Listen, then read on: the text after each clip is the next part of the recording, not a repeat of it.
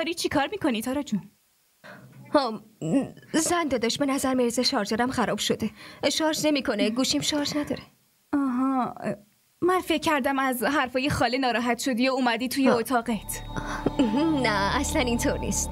من چرا از حرفای مادر جون ناراحت بشم؟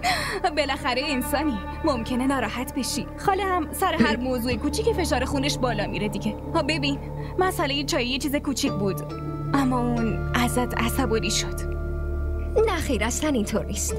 من فکر میکنم اشتباه از من بود. من باید خودم چای رو برای مادر جون میبردم.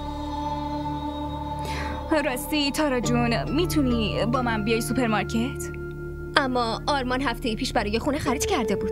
آرمان؟ اون فقط چیزایی رو میاره که خودش دوست دارین. تو این خونه بقیه هم دارن زندگی میکنن.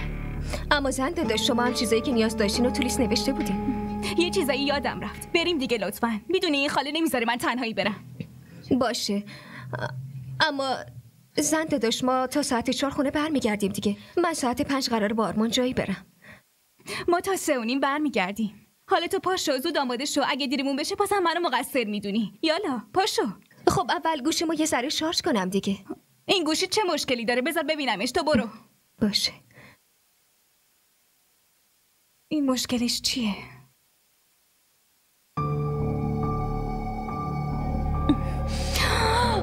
وای خدای، این جدا شد.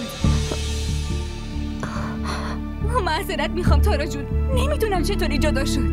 اما معذرت میخوام تارا جون، نمیدونم چطوری. اشکالی نداره.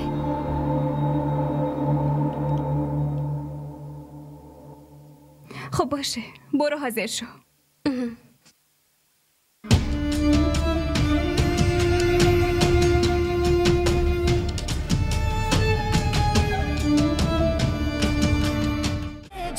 حمایتتون رو نشون بدید. لایک و اشتراک گذاری فراموش نشه.